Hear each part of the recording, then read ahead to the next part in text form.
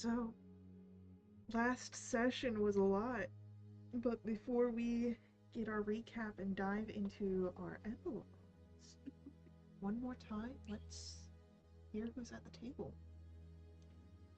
Hello, my name is Brent. I play Cecil Darkholm. He's a forest gnome, Cavalier of the Moon, and yeah, Cavalier of the Moon? yeah. Okay. What? I I don't love it. I don't think I've ever heard that yet. Said it last time. I'm reading it off a thing. He's hanging out. He's still always making Hang sure his out. friends are good, no danger. They seem to have resolved some big things last time.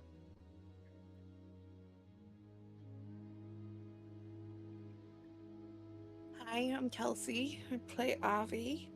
She's a half-elf bard sorcerer who cares deeply about her friends.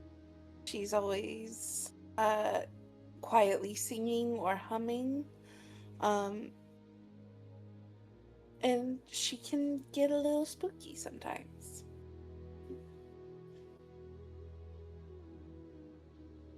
Hey yo, what up? It's your boy, Thrash, and we and we're playing Bracken, who is a Kender pugilist. Very good at punching and kicking, not great at talking. Served up some hot piece meals last session, and looking to put a nice bow on things.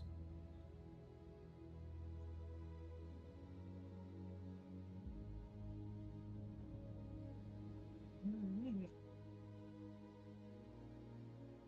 Well then.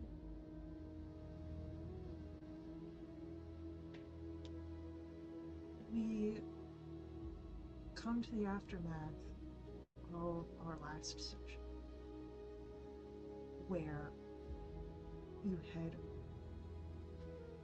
with a collection of allies, traveled from Vale de Farah into the abyss, essentially. The closest thing to it. You defeated Cariante and her closest ally, Rose. You destroyed the Salvation Key, and you saved the realm. Not many people will know that. Only those that were here this day. But there will be many that live on because of your actions.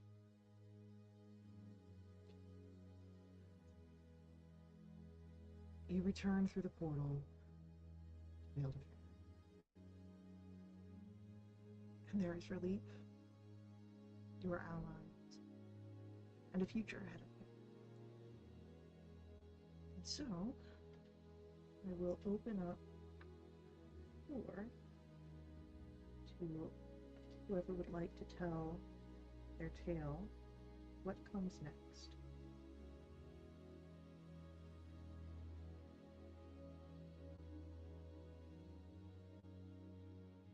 And if no one volunteers, I will roll dice.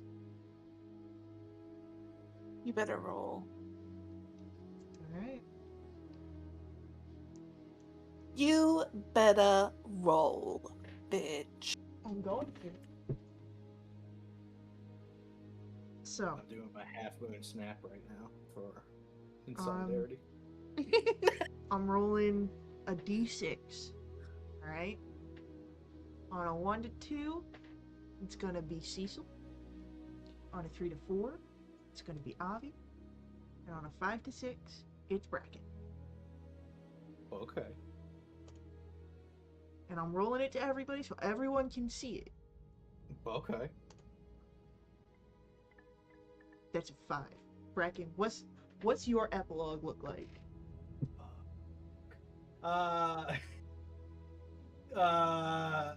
well, you see, so I would assume, are we doing kind of individuals, or are we doing like immediate group, then breaks kind of thing? Because I can do Individual is pretty easy. We'll leave it up to you all if you want to do any immediate group things.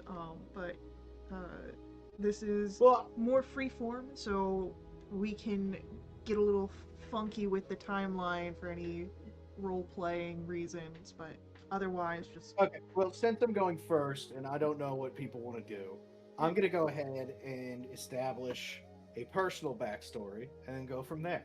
sounds Um, perfect. So, in the wake of everything that happened, Bracken almost died. That was pretty serious. This wouldn't be the first time that he's died, but you know, whatever. Water under a bridge. So Bracken decides to settle down a little more seriously with Terry. At least move in together. Maybe not a proposal outright, but working towards it, kind of thing. He gets a more stable job. He helps with moving things and stuff like that, and then he moonlights as a bouncer for taverns to keep the thrill of things together. Keeps himself away from all the illicit work. He doesn't want to drag Terry into that at all, so he tries to, hang that up as best he can, as much as bouncing for taverns will allow him. Wait, And he important question. Do you Yeah. settle down with Terry in Wintervale or one of the cities on Vale de Clouds or in Vale de Fair? wherever Terry, it really does not matter to Bracken. He has no allegiances, so wherever Terry chooses is where they're going. I think Terraminder would be Vale de Fair for sure, and I think she'd want to stay in Wintervale, actually. I think she's Beautiful. grown accustomed Well, to the city. Well, there we go. That's where we're gonna be, and we're gonna do good work.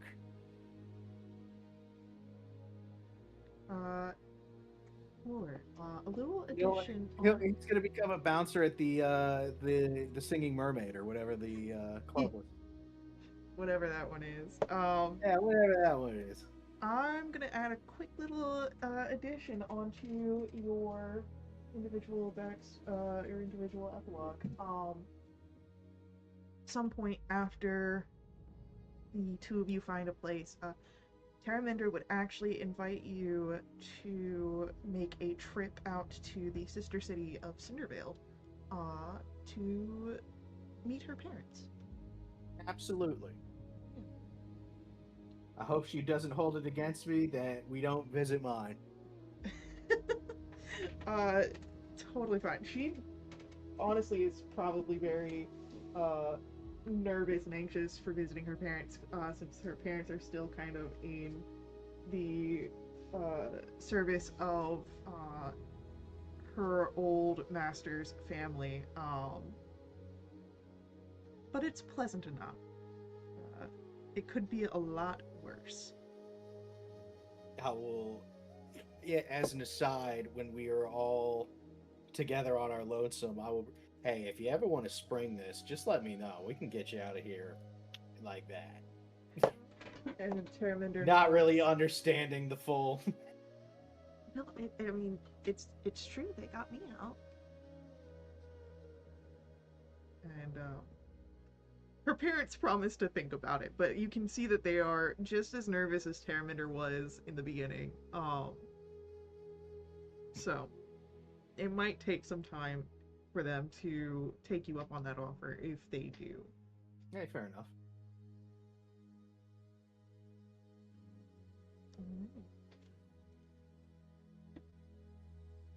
Cool. Yeah, that's kind of where Bracken ends up.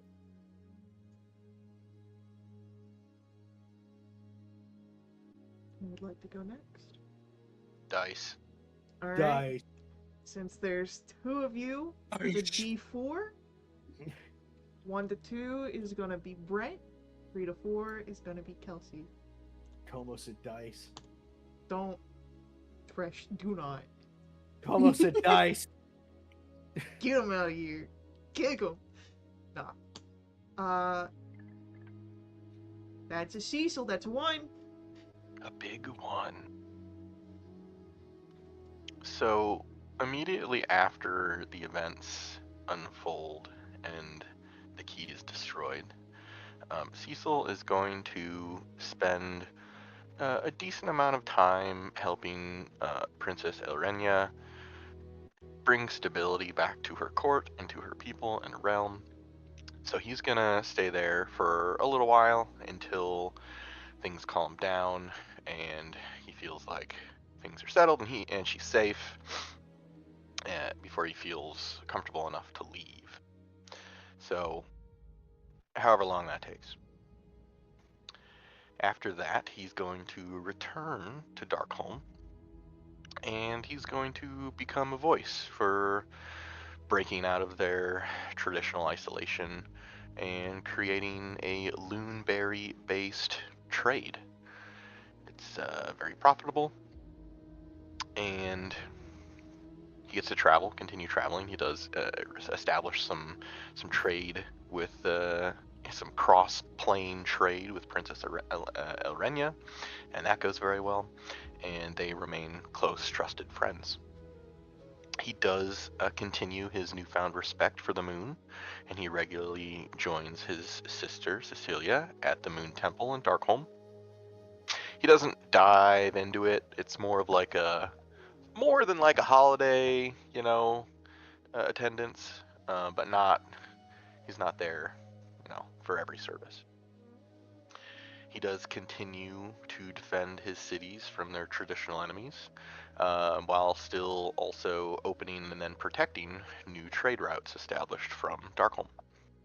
He would offer Lorcan a respectable middle management job for the trade route security.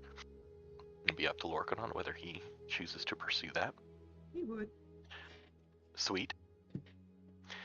And he works to get Amelia back to being okay. When we saw her, she was unwell, not herself. She'd always been a very reserved individual, but after everything that happened and even through the resolution of what her brother had done, it took many years for her to come out of her shell and return to herself before everything happened and before Cecil's banishment. Cecil will commit to being with her, and she is welcomed back to the Darkholm estate and manor, but no longer as a servant or someone working there, but as a lady of the house. This does take many years for her to really get comfortable, to rewalk those halls in a different way, but Cecil helps guide her through that, and they enjoy quiet happiness when he's in town and not traveling. They will eventually have several children to carry on the honorable Darkholm name, and also continue committing to service to the city. He will ensure to see Bracken and Avi during his travels as often as possible, and he's always going to keep his ears open during his travels for any news they might be interested in. He will keep a particular ear open for any news on Jelavessa's whereabouts, and what she might have been up to, and who she was working for, and who she spoke to that one night long ago outside of Darkholm. He does hold on hope to bringing her to justice one day. And that's it. Alright, I've got a quick important question. Sure. Does Cecil ever let the beard stay? It'll take a couple decades, but eventually he will let the beard stay, and not even through the requirement of the belt, but eventually he will grow it out. We're talking like 2, maybe 3 decades down the road, but gnomes are fairly long-lived. His father is several hundred years old, so he's got time before he lets that happen naturally. He does also continue practicing his bongos. He gets marginally better, but I think he probably eventually hits his ceiling, whether he wants to realize it or not. I'm sure that his kids all groan whenever they're brought out. Most certainly. That's it.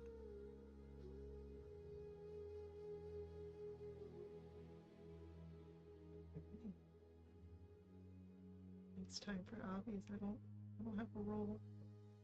Okay.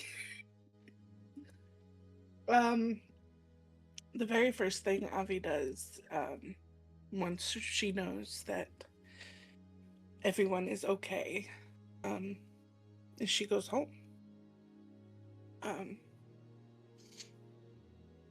She spent a lot of time not being in contact with her family, and now that things are settled, it's a priority for hers to really re-enter that space, making things right with her sisters, all that fun stuff.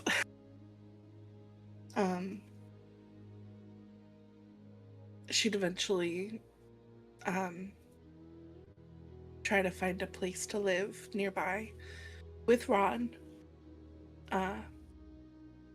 making sure to have enough room for Kadrib, as she promised him his own room, filled with many pretty clothes and anything he might need.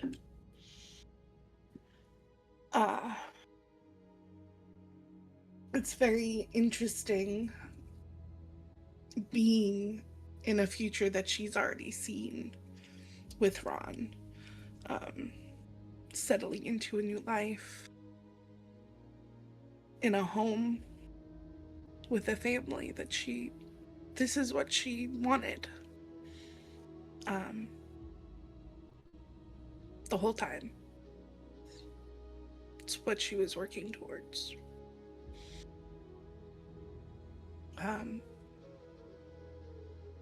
But yeah, she stays quiet. The whole adventuring thing was never really for her. She lives a quiet life.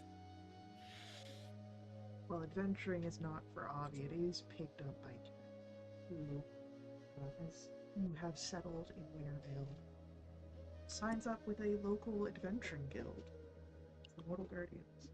Oh, my boy. He goes off and comes back and tells you and Ron of many different adventures that he goes on.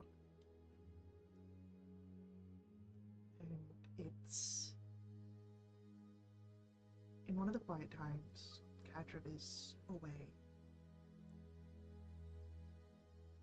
that when Ron brings you a cup of tea for some evening reading that she pauses after handing you the cup. I have been thinking. That's dangerous.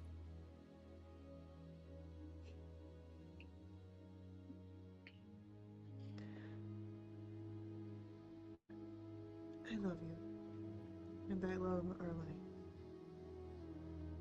I am not the only one here.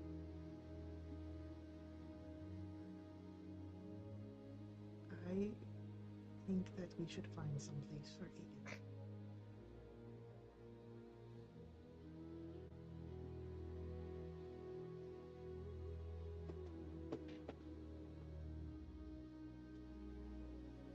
I think Avi sits with that for a minute. Immediately, her hand goes to his ring around her neck. She starts fiddling with it.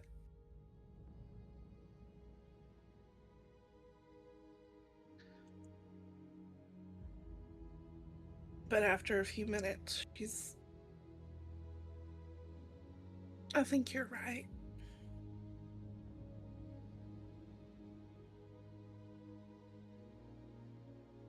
I think it's time to really say goodbye.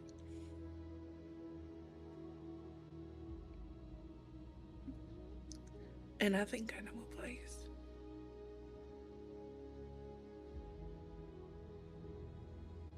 She'll reach out and take hold of the hand that's not holding the ring, and she squeezes it.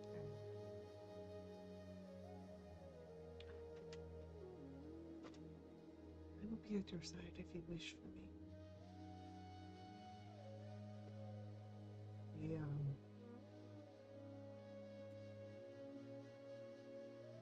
I would thank the man that loved you.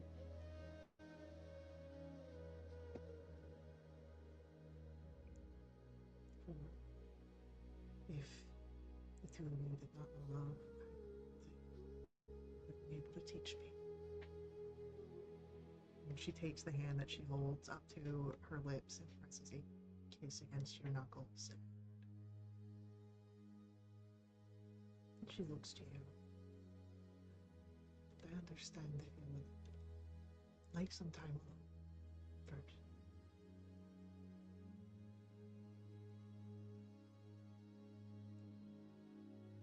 No, I need you there. I'm gonna need your help. Always.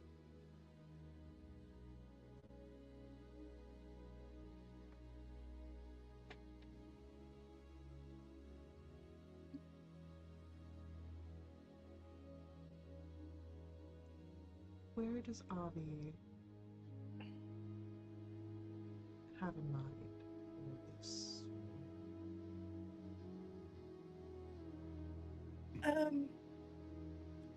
It is a very special place to her. Somewhere that she hasn't been in a while. But still, she knows the way.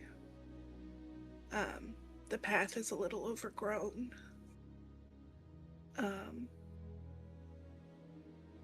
Up the mountain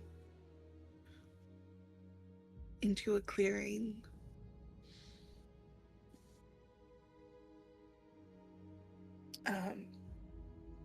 She takes the rapier that Egan gave her. And she asks Ron to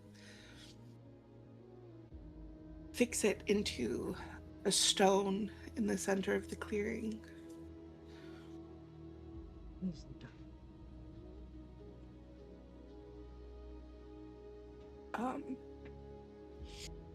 And for the first time since he left, really, she takes the chain off of her neck and places it around the hilt of the rapier. And I have it's like a little mock-up thing. Hold on. I should have had it open, because now it's not. Oh, here it is.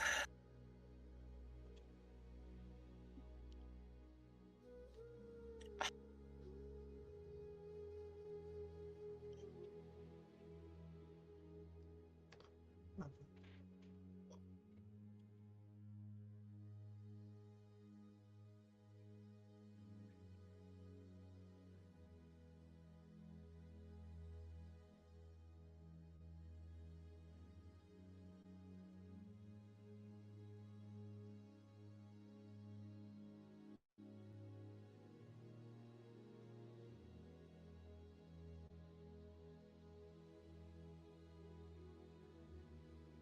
I think that she'd want to stay there for a little while.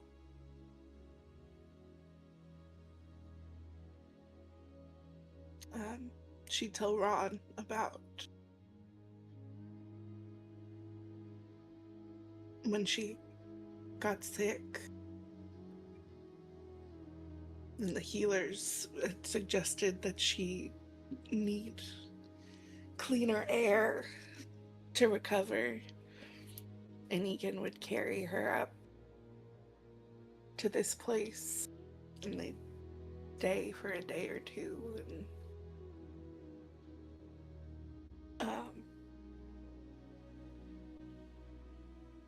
how he'd always joke about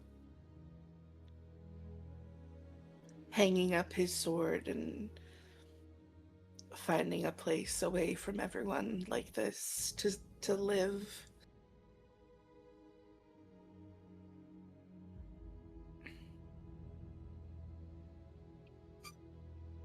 But even through all of it, she's happy.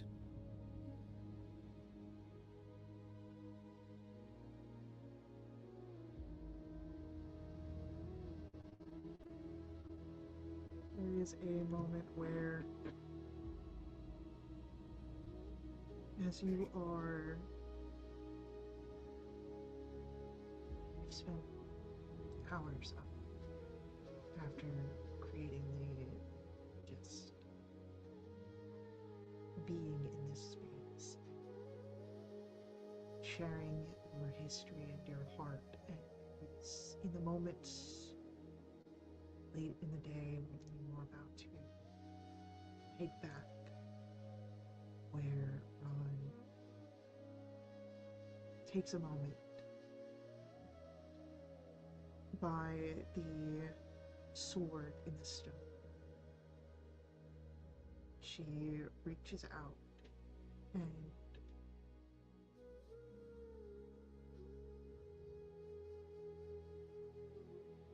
holding the back half of the chain to the metal of the blade, she superheats the metals to bind them.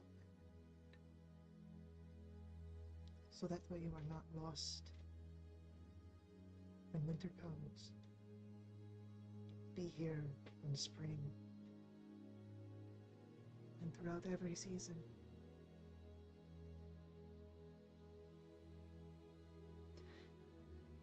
And I hope that one day I can say these words to you, whether it is in one flame or in another. Thank you.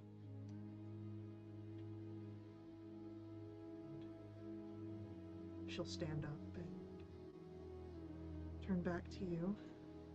When she closes that distance, she takes your hand.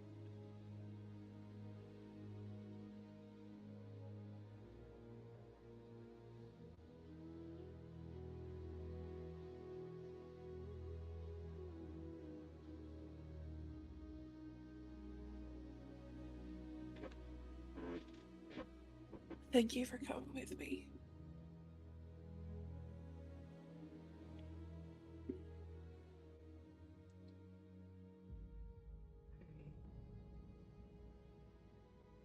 I would have insisted either way.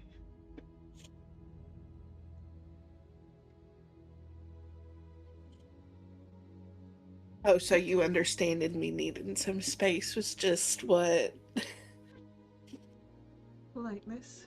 Um, I think it is important to be true to oneself. I am honest, I do not want to be part of you.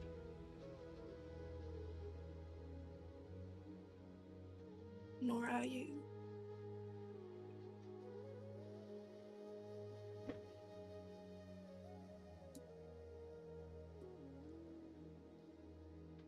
And she'll just smile and lean in and kiss you. It's this beautiful moment, framed by the setting sun here in the mountains.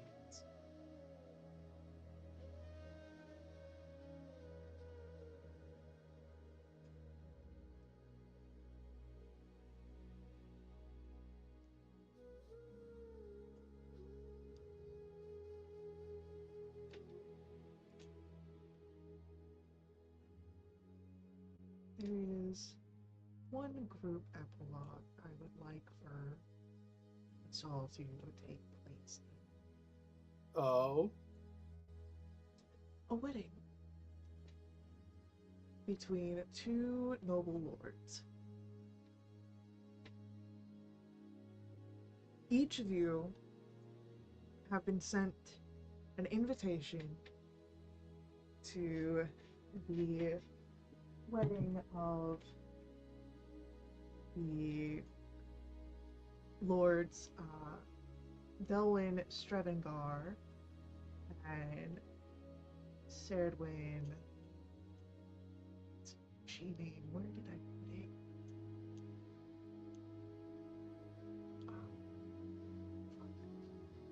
Oh, fuck indeed.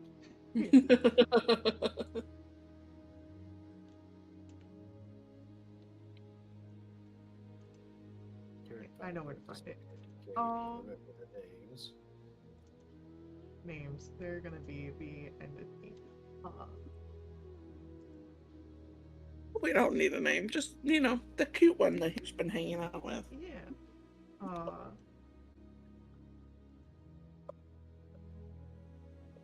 Geldrick. Tongue boy. in the bushes. Yeah. Serdwyn Geldrig and Delwyn Strevengar. And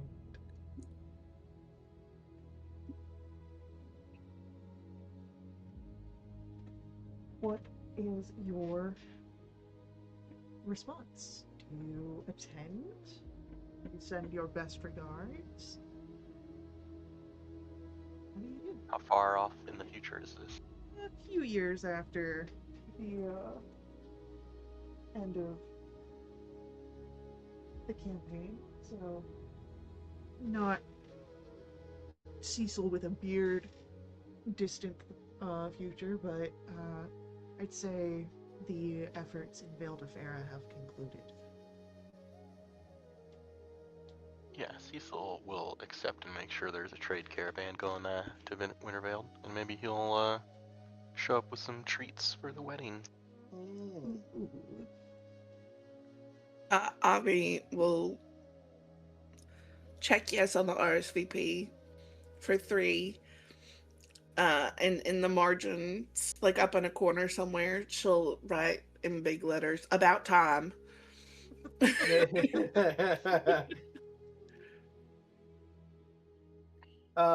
Bracken has kind of grown accustomed to the quiet life, so he'll check in with Terry to see if they're going, but likely will end up going knowing Terry.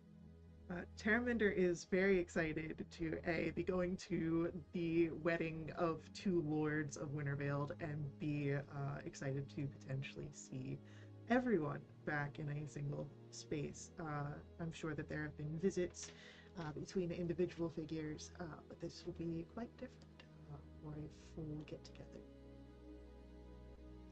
Yeah, all right, let's go. Let's do it. It'll be a good time. Time to break out the 315-piece suit.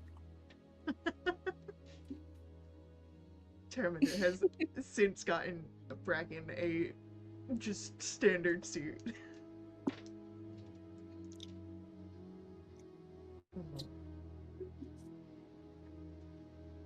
Yeah, you all see each other in the, of course, lead up to the ceremony. You are all seated somewhat close to each other.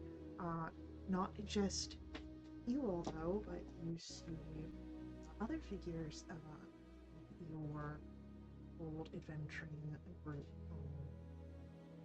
Logan has come, of course, as part of business, this trade route that is being developed and enforced.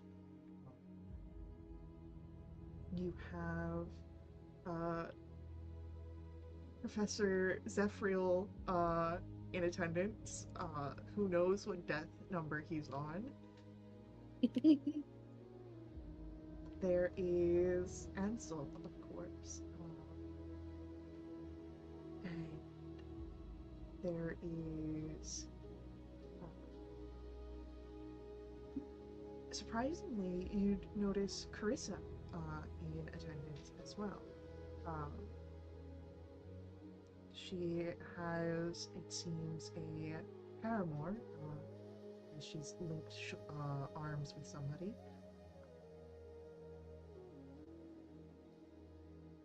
And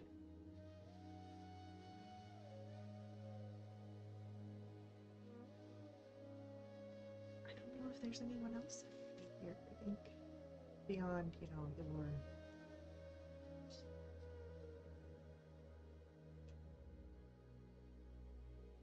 You know what? No, there is one other person that would be here.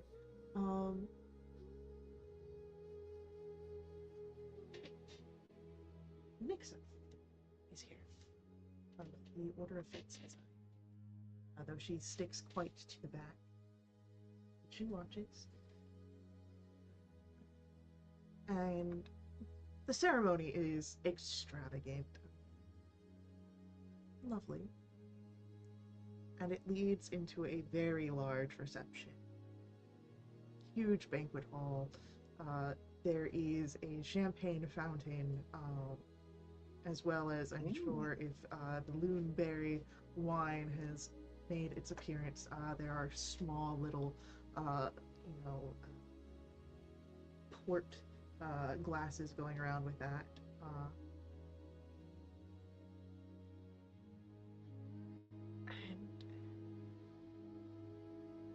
And you can mingle and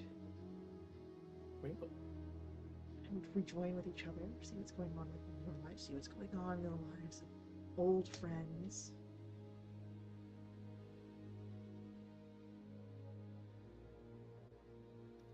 Bracken, did you get shorter? Nice beard. They making it men's?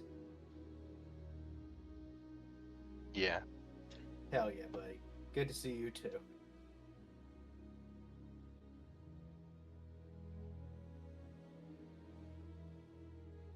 Cecil will find and ensure that he hears all of Cadrib's tales.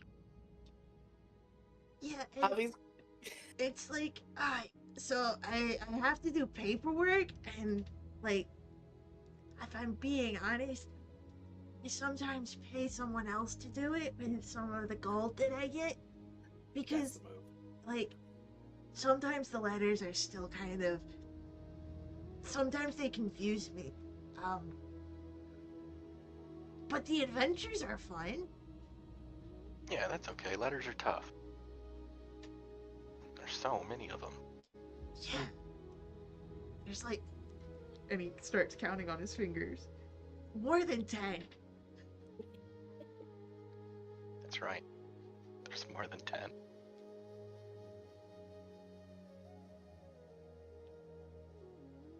But he'll go into how he's been training and actually has developed a proficiency in more than just the mace that he trained in, but seems to be growing proficient in a variety of weapon styles.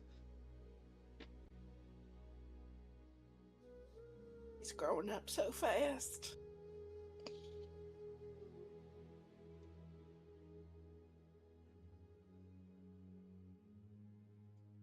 Brent hopes he bullies Ryan. 100%.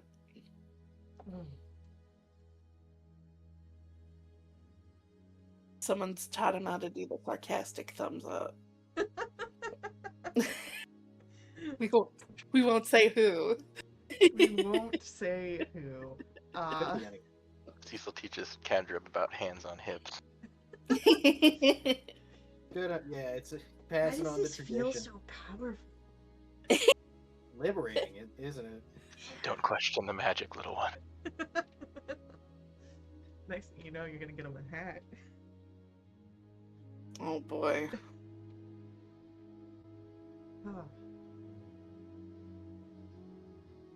Avi's been moving through the crowd. Once or twice, she's had to stop Lorcan and remind him to keep his shirt on, and that no one wants to see his scar.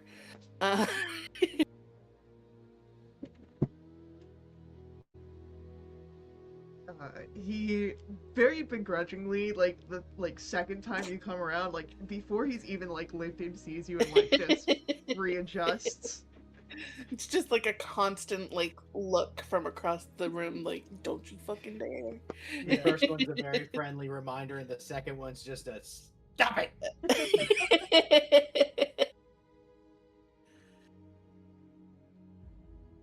It's not long before Ansel finds your room. And he seems lighter. He's been for the time that you've known him. He smiles easily, though you can see that there is still a tiredness under his eyes, but his shoulders are relaxed. And he will offer hugs to those who will accept, handshakes to those who don't. It's been too long, friends. Too long.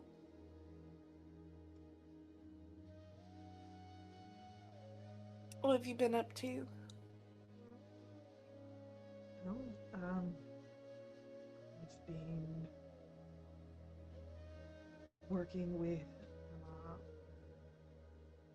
Northundral and the Order. Not as any sort of initiate,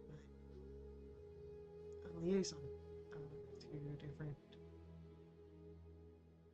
scholarly programs throughout the realms. Wow. Yeah.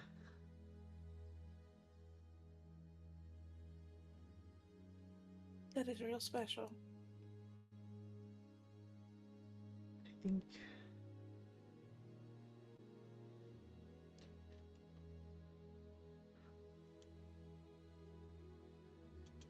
it's what is called to me. I think this is what Barry would have wanted for me. Oh, no question. Does mean that I can't come over for shared meals as often. Miss out on breakfast. As he looks down to Bracken. I can share some recipes. Well, if you're here, our door's open. And Ron will nod. We'd love to host you. Now, my cooking don't look pretty, but it does taste good, I promise. She hasn't died yet. Ansel chuckles and well, I am no stranger to looks being different in contents. I'm more than happy to share an unpretty meal.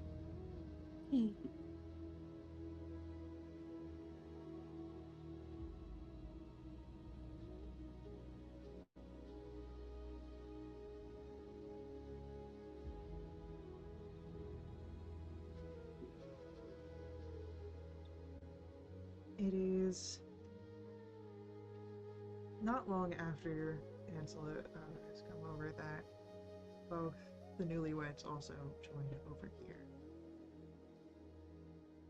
And you are all offered embraces and handshakes from both Sedwin and Ellen. So glad you could make it, Delwyn says, looking to each of you. Hidden, I've been waiting on this. I'm about to miss it. Yes, we both had a good laugh at your RSVP. Oh, good. And you're right, it is overdue, but we wanted to make sure that this was done. And the two of them sort of look to each other. And for anyone who's got an insight higher than 13, Insight? yeah. Yep. Alright, good. There is a blend of emotions there. Of course, the joy of a new life together, but there is also a heaviness, a fatigue, likely of the more bureaucratic sides of two houses joining together, especially one such as the Strevengar house that was nearly annihilated.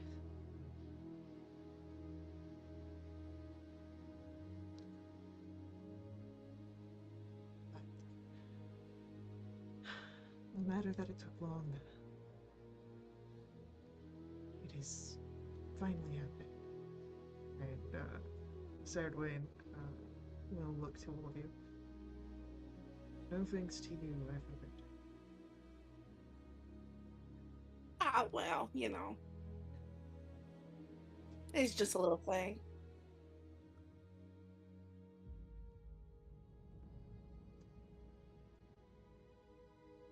There's no need for you to be quite so humble. Oh, good, because we worked really fucking hard. Good. Pardon my Elvish. There is no offense to be had between friends. Oh.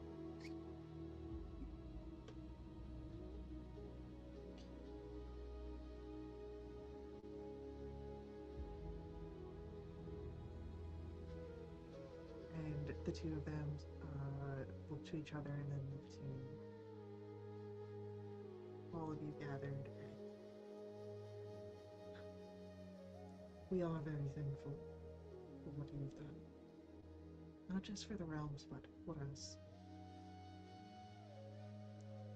I do not forget the assistance that you have offered me in our time together. The guest house will always be yours.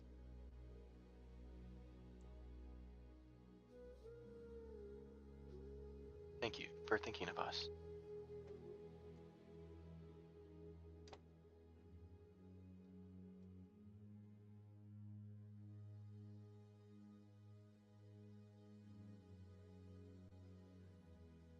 I feel like we should ask for money one last time or something. Anyone need a down payment for something? Or you want to get a good time? They both chuckle, and Sardwin's the one to answer. Perhaps wait until after the honeymoon. Yeah, I gotcha.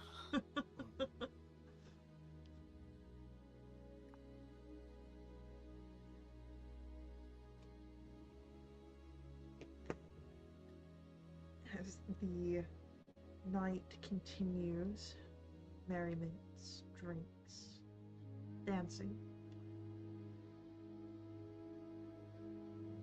Are there any final scenes now, in the past, in the future that you'd like to shine a spotlight on?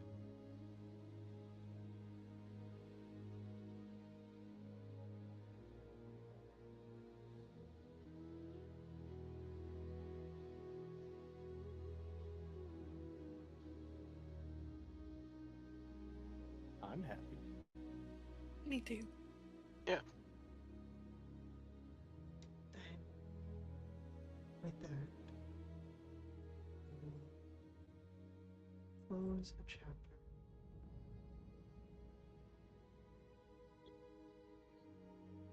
And congratulations. This story.